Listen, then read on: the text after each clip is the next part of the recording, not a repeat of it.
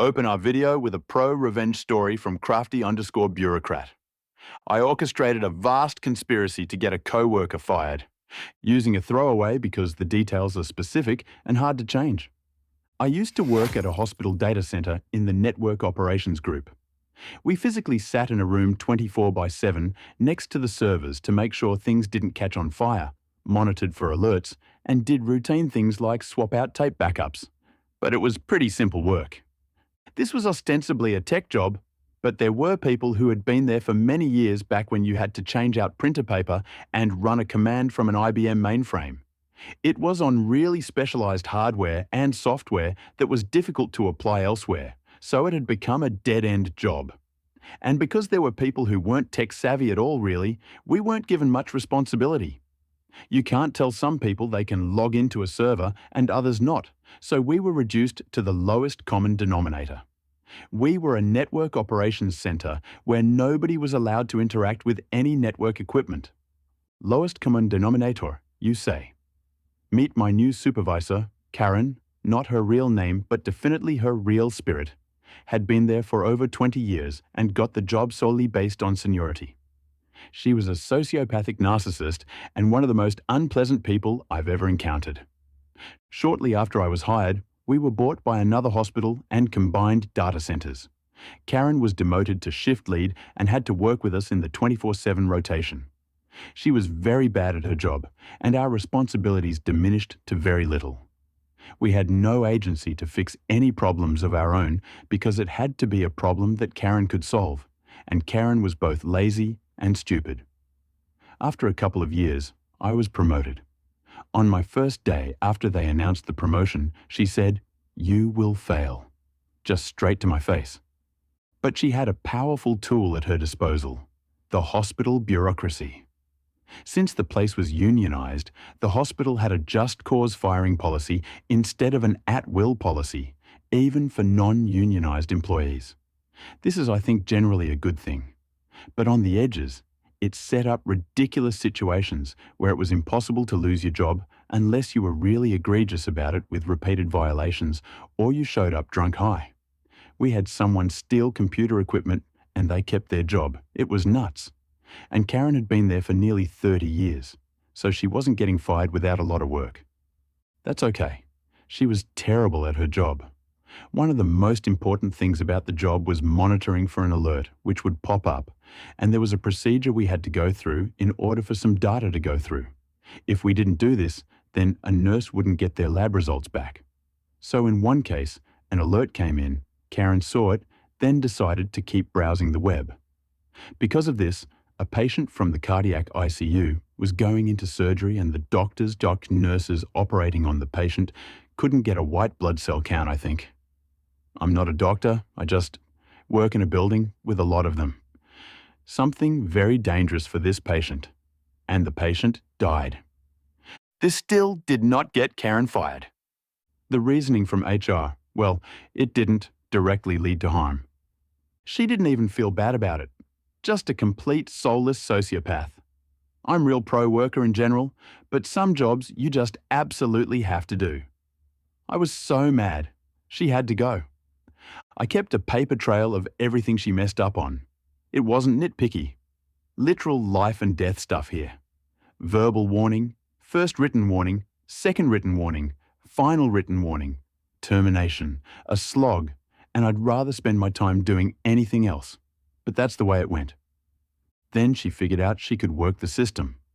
As she approached work Armageddon, termination, she would tell HR she was being harassed. The person harassing her was different every time, which would trigger a mandatory investigation.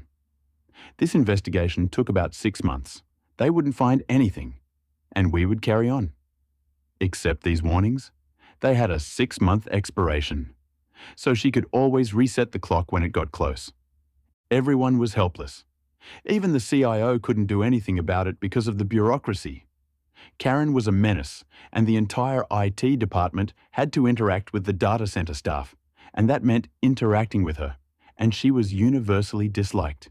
And she had 20 years until retirement, and she would outlast the heat death of the universe. Then I had an idea. What if, under the guise of developing skills relevant to the 21st century, required everyone working in the Network Operations Center to pass the Net Plus exam? It's not a difficult exam, but it's not trivially easy. I felt pretty sure that everyone on the team fell above the line between able to pass and not able to pass, except Karen. We would give everyone better titles, a significant pay raise, and entrusted to do more with the equipment, which is something everyone desperately wanted. Then people could actually leave the hospital with transferable skills and do something else if they wanted and not feel trapped. I spent 3 years in meetings with HR, with my director, with the CIO, with HR again. Job description meetings that took 6 hours to tweak small wording. Hundreds of hours in meetings. Red tape hell. Absolute red tape hell. Do you have any idea what it takes to approve a significant raise in a bureaucratic muck factory like that? But the raises were crucial because it would absolutely not be fair to ask this of them. Pass a test or lose your job, without a large carrot attached, would lead to mutiny. And then it got approved. I also wrote the exam requirement into my own job description. It was important to still be able to do the job and not let my skills lapse just because I was promoted. Also, this meant I could cover for people when they were on vacation or sick. Plus, I also got that sweet, sweet pay bump. It went over well. I was nervous, but the plan made sense, and I was able to communicate that. People would be more marketable. The job would be more interesting. And most importantly, they would be making 20% more than they were before. And I think it really helped that I also gave myself the same requirement when I absolutely could have chosen not to. The hospital would pay for off-site training. They would still get paid their full hourly during the training, including shift differential for second and third shifts. We paid for all the materials. I scheduled 8 hours a week for people to go someplace quiet and study. The job itself had a ton of downtime so people could study, but this was formally carved out time anyway. We paid for the exam, and if they failed, we'd pay for the second attempt. We were given 8 months to pass the test, so this is how it was for the 8 months. I did not want Karen to have any excuse whatsoever and somehow convince HR that this process was rushed or unfair. Everyone passed on the first attempt except Karen. Karen did not pass her second or her third attempt, a bonus attempt.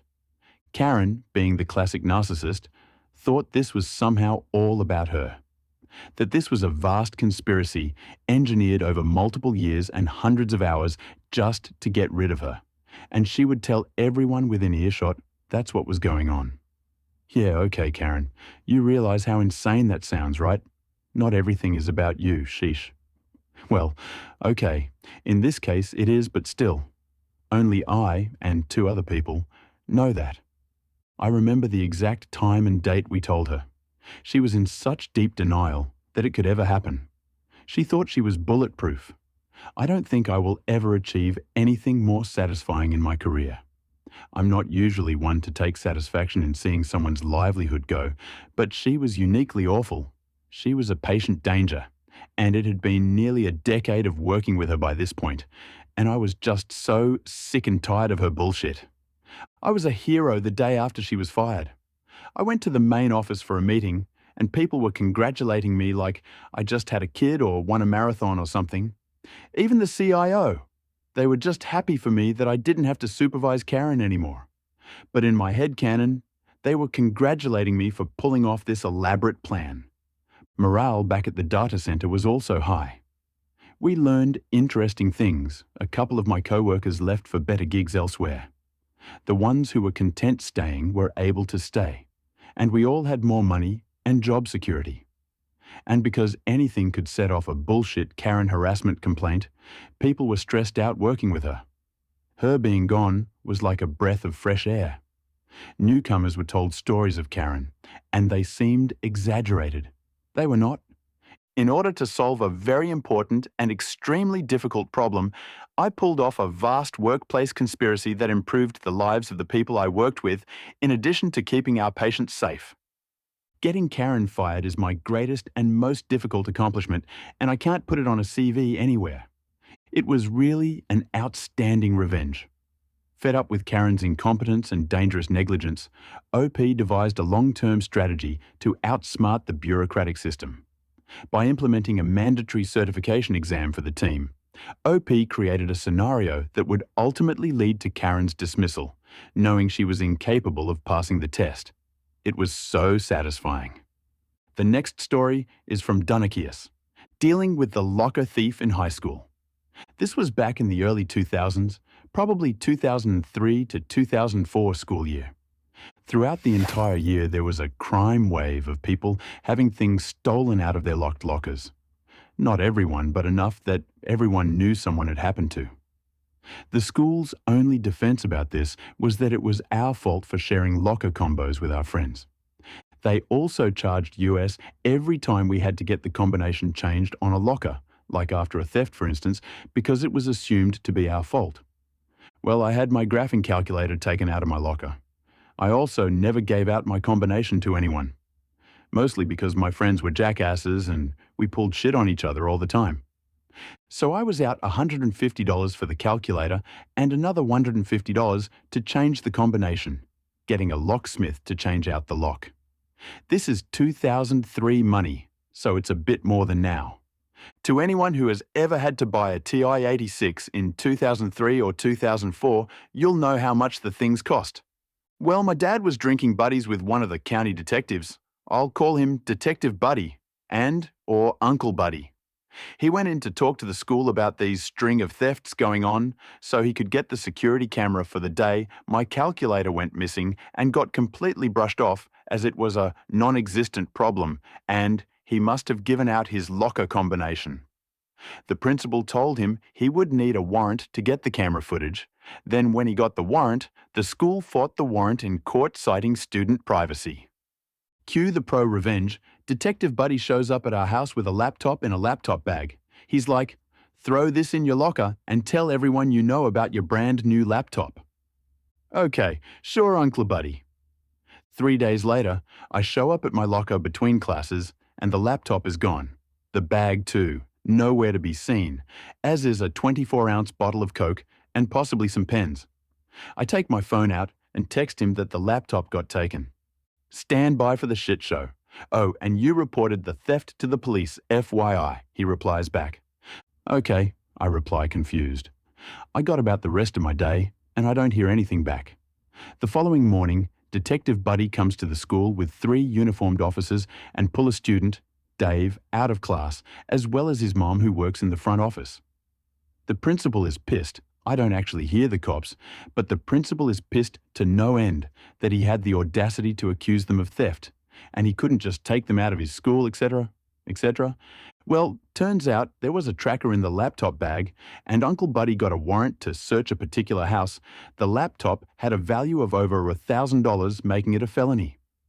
The next afternoon, he set up a tent with a table just outside of school grounds. He also had a banner across the top. "If you have had something stolen from your locker, see me." By the next morning, Dave and his mom made the paper. Apparently, Dave allegedly used his mom's login information to get onto the school network and get the locker combinations for basically everyone. Then he just opened random lockers looking for valuables to steal, if he didn't get info of a specific locker to steal from. When he set up the stand to get more people reporting thefts, he racked up an astounding number of charges. Each locker counted as a separate misdemeanor, unless the stolen object was worth more than $1,000, in which case it was a felony. In less than a week, Uncle Buddy opened and broke an investigation, and they charged Dave and his mom with 9 felonies and 35 misdemeanor charges. When I finally got the story from Buddy, he explained what the situation was. He had me stash a brand new laptop that had a GPS tracking unit stuck in it in my locker, then get it stolen deliberately, and then he got a warrant to search the property it had been taken to. Now, the fun thing to stress is that the laptop was over $1,000 value, pushing the theft from a misdemeanor into felony level. There was also another 8 felony charges, stuff like jewelry that was stolen from other people's locker and recovered. So any of the locker break-ins that amounted to over $1,000 stolen was a felony charge, and less than $1,000 was a misdemeanor charge. Cool thing was that because the calculator and the laptop were separate days, and the combination changed between the days, he caught a felony and a misdemeanor charge off me alone. The 9 felony thefts ended up in the $12,000 range total, and the 35 misdemeanor charges were somewhere in the range of $3,000 total in value. Now that's an awful lot of stuff stolen, but I need to stress that this is only what was proven stolen, like this is what they caught him with in his possession that they could trace back to someone. They also didn't let them plead to anything. It was Podunkville's highest profile crime in years, and without a doubt, one of the worst crime sprees the county had seen in decades. Next up on the revenge, everyone who had been charged $150 get their locker combinations changed sued the school district in a class action lawsuit.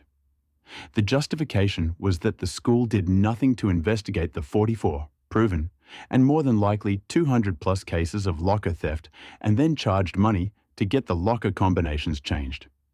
There was 218 people in the class, and in total, everyone got $85 after attorney's fees. The principal also lost his job for being a bonehead and not bothering to attempt to deal with the massive problem that was reported to him going on at the school. The fun thing I need to point out is that the school brought in a locksmith to change out the locks.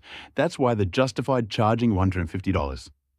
Well, the school already paid the $150 a locker, but they also had to return $100 per locker, meaning that they were out $21,800 plus their legal fees for that class action suit. Next comes the criminal trial and the fallout. The prosecutor's deal was 10 years in prison, 5 in juvie and 5 in adult prison for Dave and 15 for Dave's mum. Well, they refused that deal and it went to trial. Dave got 1 year prison for each felony, the state minimum, and 1 month probation for each misdemeanor. So 9 years plus 35 months of probation. His mom received 18 years of jail and 6 years probation. Having attended much of the best parts of the trial, I will say this. They had Dave on camera entering 20 pool lockers and they had them in possession of stolen goods for every single charge they made against them. The judge was also not amused that there were likely other reported crimes that they got away with because they couldn't prove it or they weren't reported. Dave's mom got it worse. That was a fun sentencing to show up for. But the most important thing is that I got my graphing calculator back. It had my name engraved inside the battery compartment. I still have it as well as a cool story to tell. It was a really satisfying revenge, executed brilliantly by OP and Detective Buddy to expose the serial locker thief who has been stealing from students. By the way, GPS tracking technology also deserves a salute.